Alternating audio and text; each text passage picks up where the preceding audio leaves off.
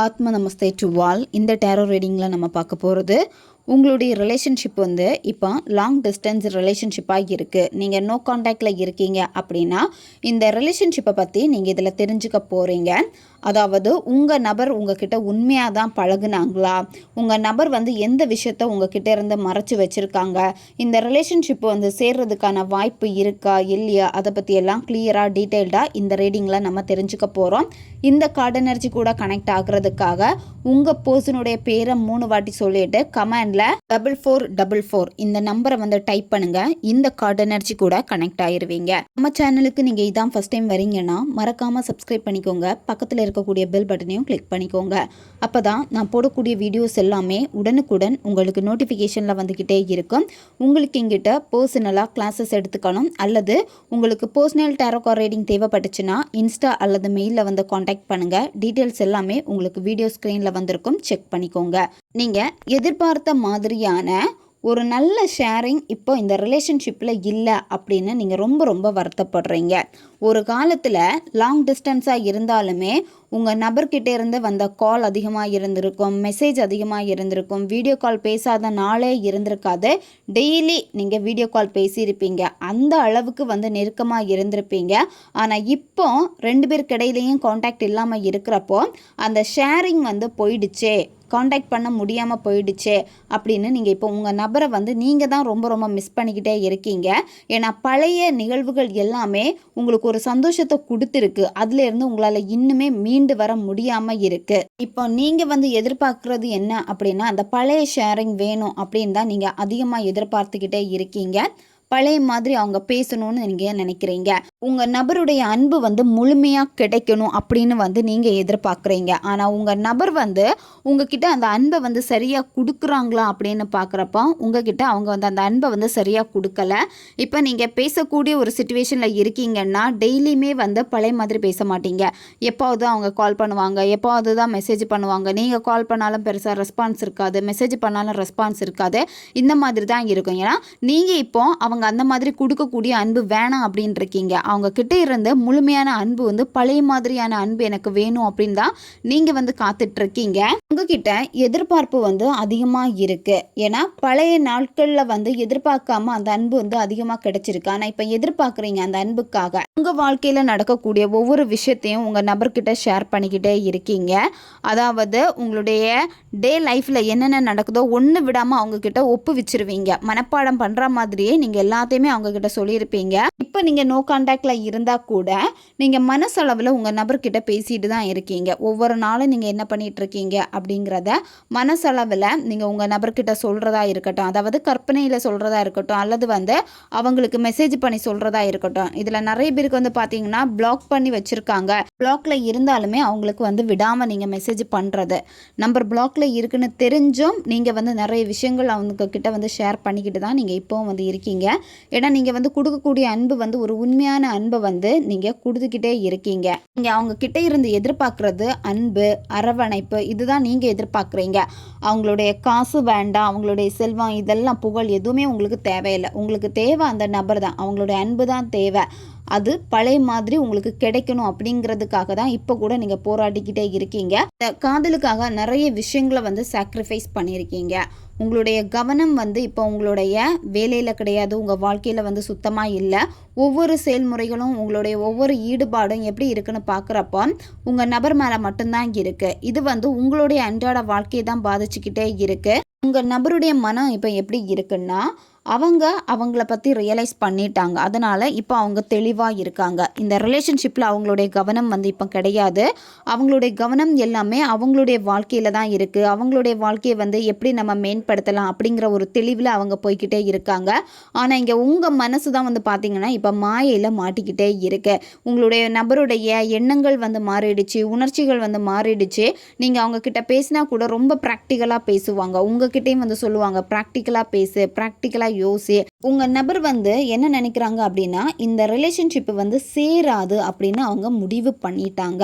நீங்க வந்து long distance ரிலேஷன்ஷிப்பில் இருக்கீங்க, நிறைய வருஷம் லவ் பண்ணுறீங்க, 1 இயர் 2 இயர்ஸ் 3 இயர்ஸ் இந்த மாதிரி லவ் போய்கிட்டே இருந்துருன்னா நீங்கள் வந்து மீட் பண்ணுறது ரொம்ப ரேராக இருந்திருக்கும். இதில் நிறைய பேர் வந்து ஆன்லைன் லவ்வாக இருந்து மீட் பண்ணாமல் போயிருந்திருக்கோம். வீடியோ கால், நார்மல் கால் இந்த மாதிரி தான் உங்களுக்குள்ளாடி கனெக்ஷன் வந்து இருந்திருக்கும். மற்றபடி நேரில் மீட் பண்ணாமலேயே இந்த ரிலேஷன்ஷிப் வந்து உங்களுக்கு பிரேக்கப் ஆகிருக்கும். உங்கள் நபர் வந்து உங்களை மனசை மாற்றி தான் உங்களை வந்து லவ் பண்ண வச்சுருக்காங்க. ஏன்னா ஃபஸ்ட்டு வந்து என்ன குவாலிட்டி மாதிரி நீங்கள் ஒரு பர்சனை எதிர்பார்த்தீங்களோ அதே மாதிரி நடந்திருக்காங்க உங்கள் நபர். ஆனால் இப்போ அப்படியே ஆப்போசிட்டாக இருக்கிறப்போ அதை உங்களால் வந்து அக்செப்ட் பண்ணிக்க முடியலை. உங்கள் நபர் வந்து பேசக்கூடிய பேச்சுக்கள் எல்லாமே வந்து வேறு மாதிரி இருக்கும், ரொம்ப ஹர்ட் பண்ணுற மாதிரி இருக்கும். ஒரு சிலருக்கு வந்து பார்த்திங்கன்னா ஒரு வாட்டி நீங்கள் மீட் பண்ணியிருப்பீங்க, ஒரு வாட்டி மீட் பண்ணதுலேயே வந்து இது வந்து பிரேக்கப் ஆகிருக்கும். ஒரு சிலருக்கு வந்து பார்த்திங்கன்னா இது அடுத்த கட்டத்துக்கு போயிருக்கும். சரியா, அதாவது நிறைய வாட்டி மீட் பண்ணியிருப்பீங்க, மேரேஜ் இந்த லெவலுக்கு கூட வந்திருக்கும். இந்த ரீசனுமே சொல்லாமல் உங்கள் நபர் வந்து உங்கள் காண்டாக்டை வந்து கட் பண்ணியிருப்பாங்க. ஏன்னா உங்கள் நபருடைய மனசை வந்து மாற்றியிருக்காங்க. அவங்க வந்து உண்மையான ஒரு இயல்பை வந்து புரிஞ்சுக்கிட்டாங்க. அதனால் உங்கள் நபர் வந்து எல்லா விஷயத்தையும் நெகட்டிவாக பார்த்து நெகட்டிவாக யோசித்து அவங்க இப்போ மாறி ஒரு தெளிவுக்கு வந்து வந்துட்டாங்க. ஆனால் நீங்கள் தான் வந்து பார்த்தீங்கன்னா இன்னும் உங்களுக்கு வந்து சரியான ஒரு சொல்யூஷன் இந்த ரிலேஷன்ஷிப்பில் கிடைக்கல, இன்னுமே நான் வந்து தேடக்கூடிய ஒரு ரிசல்ட்டு இந்த நபர்கிட்டேருந்து எனக்கு கிடைக்கல அப்படின்னு வந்து நீங்கள் வந்து இங்கே புலம்பிக்கிட்டு இருக்கீங்க. ஆனால் உங்கள் நபர் வந்து அந்த மாதிரி கிடையாது, தெளிவாயிட்டாங்க. தெளிவானனால உங்கள் நபர் வந்து இப்போ அமைதியாக இருப்பாங்க.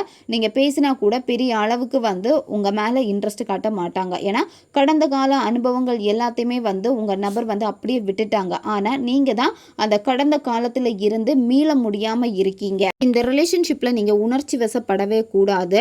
உணர்ச்சி வசப்பட்டுட்டு இருக்கீங்கன்னா அதை முதல்ல ஸ்டாப் பண்ணுங்கள். ஏன்னா தற்போது சிச்சுவேஷன் எல்லாமே வந்து பார்த்திங்கன்னா அமைதியாக தான் நீங்கள் போகணும் அப்படின்னு இந்த கார்டில் வந்திருக்கு. ஏன்னா இப்போ உங்கள் நபருடைய எண்ணங்கள் வேறு மாதிரி இருக்கிறனால இங்கே நீங்கள் உணர்ச்சி வசப்படுறப்போ உங்கள் பேச்சை வந்து அவங்க கேட்க மாட்டாங்க. உங்களுக்கு ஒரு வருத்தம் இருக்கும். இந்த ரிலேஷன்ஷிப்பை வந்து பிரேக்கப்னு சரியாக சொல்லாமல் ஏதோ ஒரு காரணத்தை சொல்லி அவங்களே முடிவெடுத்து போயிட்டாங்களே அப்படின்னு இருக்கும். ஸ்டார்டிங்கில் சொல்லாமல் போயிருந்திருப்பாங்க. அதுக்கப்புறம் நீங்கள் கேட்டு அவங்களே ஒரு பதிலை வந்து உங்களுக்கு தெளிவாக கொடுத்துருப்பாங்க இந்த நபர். அந்த பதிலை வந்து உங்களால் இப்போ கூட அக்செப்ட் பண்ண முடியாமல் இருக்குது. அதனால தான் வந்து பார்த்திங்கன்னா உங்களால் அடுத்த கட்டத்துக்கு போக முடியலை. இப்போ கூட இந்த பர்சனுக்காக நீங்கள் காத்துட்ருக்கீங்க. ஒரு தெளிவில்லாமல் இருக்குது. உங்களுடைய எண்ணங்கள் எல்லாமே இப்போ உங்களுக்கு எதிரியான மாதிரி இருக்குது. அதாவது ஓவராக யோசிச்சு இப்போ நீங்களே வந்து உங்கள் மனசை அதிகமாக காயப்படுத்துகிறப்ப வந்து ஒரு தெளிவில்லாத ஒரு சிந்தனையில் இப்போ நீங்கள் இருக்கீங்க. நீங்கள் இப்போ கடந்த காலத்தில் நிற்கிறீங்க, எதிர்காலத்துடைய சிந்தனையில் தான் நீங்கள் இருக்கீங்க. இப்போ இருக்கக்கூடிய நிகழ்காலத்தை நீங்கள் கவனிக்கவே மாட்டேங்கிறீங்க. அதனால தான் உங்களால் இன்னுமே வந்து ஹீல் ஆக முடியாமல் இருக்குது. இப்போ உங்களுக்கு ஹீலிங் தான் ரொம்ப ரொம்ப தேவை. உங்களுடைய சப்கான்ஷியஸ் மைண்டில் வந்து ஆழமாக சில விஷயங்களை வந்து புதைச்சி வச்சுட்டீங்க. உங்களுடைய உணர்ச்சிகளை அது திரும்ப உங்களுக்கு காயங்களை வந்து ஏற்படுத்திக்கிட்டே இருக்கு. நீங்கள் அதை புரிஞ்சு அதை வெளியே விட்டுருங்க. சரியா, அடிமனசில் இருக்கக்கூடிய வலிகளை வந்து நீங்கள் வெளியே விட்டுட்டீங்கன்னா மட்டும்தான் நீங்கள் வந்து ஹீலாக முடியும். இதுக்கு வந்து நீங்கள் தியானம் பண்ணுங்கள். எப்போவுமே விழிப்புணர்வோடு வந்து நீங்கள் இருங்க. உங்கள் நபர் நிறைய விஷயங்களை உங்ககிட்ட இருந்து மறைச்சிருக்காங்க, நிறைய பொய்கள் சொல்லி உங்களை காதலிச்சிருக்காங்க. உங்கள் பர்சன்கிட்ட நிறைய விஷயங்கள் வந்து இங்கே மறைக்கப்பட்டிருக்கு. ஆனால் இப்போ கூட நீங்கள் உங்கள் நபருக்காக தான் நீங்கள் நிற்கிறீங்க. ஏன்னா உங்களால் மூவ் ஆன் ஆக முடியலை இந்த ரிலேஷன்ஷிப்பில் இருந்து. உங்கள் நபர் எப்படிப்பட்டவங்க அப்படிங்கிறது உங்களுக்கு நல்லாவே தெரியுது. உங்கள் நபர் வந்து உங்களை யூஸ் பண்ணியிருக்காங்கன்னு கூட உங்களுக்கு நல்லாவே தெரியுது. இருந்தாலுமே இன்னொரு பர்சனை வந்து எதிர்பார்க்க மனசில் வந்து தெம்பில்லை, அந்த தைரியம் இல்லை அப்படின்னு இந்த நபர் வேணும் அப்படின்னு வந்து நீங்கள் இருக்கீங்க. ஏன்னா உங்கள் மனசில் வந்து அதை ஆழமாக நீங்கள் பதிய வச்சுருக்கனால தான் இப்போ உங்களால் வந்து சில உண்மைகளை வந்து தெரிஞ்சும் புரிஞ்சும் உங்களால் வந்து வெளியே வர முடியாமல் இருக்கிறதுக்கான காரணம். இந்த நபருக்கு என்ன வேணாலும் பண்ணலாம் அப்படிங்கிற வந்து ஒரு முடிவில் தான் நீங்கள் வந்து இருக்கீங்க. ஏன்னா நீங்கள் அவங்க மேலே வச்சுருந்தது முழு நம்பிக்கை. அந்த முழு நம்பிக்கையும் வந்து அவங்க உடைச்சிட்டு போயிருக்காங்க. அதனால் இப்போ உங்களுக்கு கூட அவங்க மேலே வச்ச அந்த நம்பிக்கை வந்து முழுமையாக இப்போ கூட விட்டு போகலை.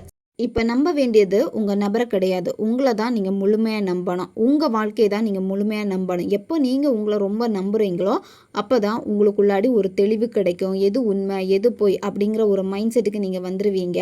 உங்கள் மனசு வந்து ரொம்ப ரொம்ப இன்னசென்ட்டாக இருக்குது. அதனால தான் வந்து டக்குன்னு வந்து சில விஷயங்களுக்கு வந்து உடஞ்சி போகிறீங்க. இந்த ரிலேஷன்ஷிப் வந்து சரியான ரிலேஷன்ஷிப்பாக இருக்கா அப்படின்னு பார்க்குறப்போ, லாங் டிஸ்டன்ஸ் ரிலேஷன்ஷிப்பில் இருக்கீங்கன்னா சரியான ரிலேஷன்ஷிப்பா அப்படின்னு பார்க்குறப்போ சரியான ரிலேஷன்ஷிப் வந்து கிடையாது. சரியா, இந்த நபர் வந்து நல்லா உங்ககிட்ட ப்ளே பண்ணியிருக்காங்க.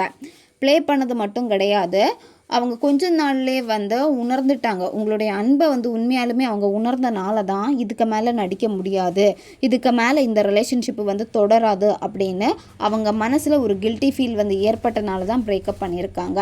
உங்ககிட்ட சொல்லியிருப்பாங்க, எனக்கு ஏதோ ஒரு குற்ற உணர்வு இருக்குது, நான் உன்னை ஏமாற்றிக்கிட்டு இருக்கிற மாதிரியே இருக்குது, அதனால் இதோடு நம்ம முடிச்சுக்கலாம் அப்படின்னு சொல்லியிருப்பாங்க.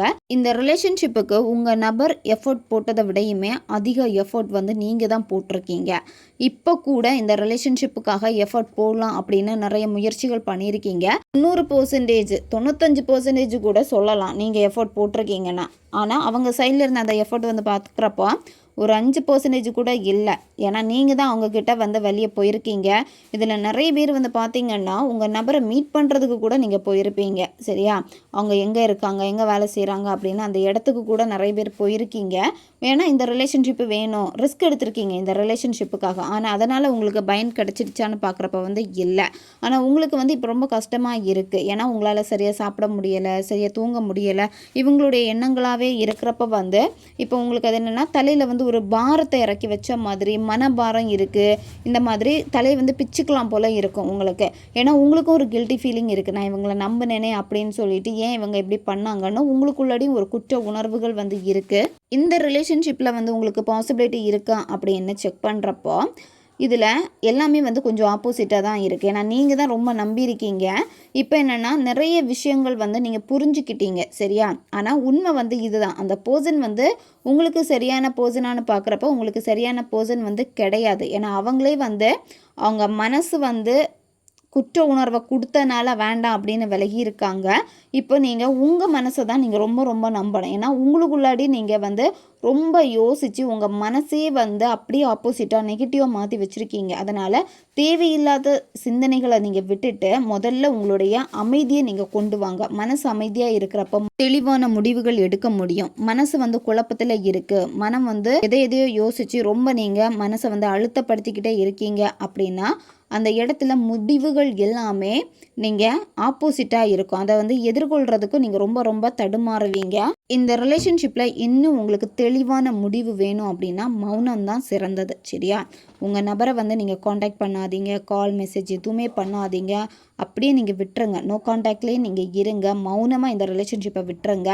மௌனத்தில் நீங்கள் விட்டுட்டீங்க அப்படின்னா உங்களுக்கே இந்த ரிலேஷன்ஷிப்பினுடைய ஆன்சர் உங்களுக்கு கிடச்சிரும். இந்த ரிலேஷன்ஷிப்பில் வந்து ரீயூனியன் இருக்குது அப்படின்னு பார்க்குறப்ப வந்து ரீயூனியனுக்கான பாசிபிலிட்டி வந்து இல்லை. ஏன்னா இந்த ரிலேஷன்ஷிப்பில் இருந்த அந்த காலகட்டம் வந்து முடிஞ்சிடுச்சு. உங்கள் நபரே வந்து சொல்லுவாங்க, எல்லாம் முடிஞ்சு போச்சு, இதுக்கு மேலே கண்டினியூ பண்ணணும்னு நான் நினைக்கல, நீயும் விரும்பாதேன்னு கூட சொல்லியிருப்பாங்க. அவங்க மனசில் வந்து இடம் இல்லாதப்போ கூட நீங்கள் அதை ஃபில் பண்ணணும்னு தான் நீங்கள் வந்து நினைக்கிறீங்க. ஏன்னா அவங்க இந்த உறவை வந்து முடிச்சிட்டாங்க. கார்டில் உங்களுக்கு கொடுக்கக்கூடிய ஆன்சர் வந்து பார்த்திங்கன்னா முடிஞ்சு போனதை வந்து நீங்கள் விட்டுருங்க, அதுதான் சொல்ல வராங்க.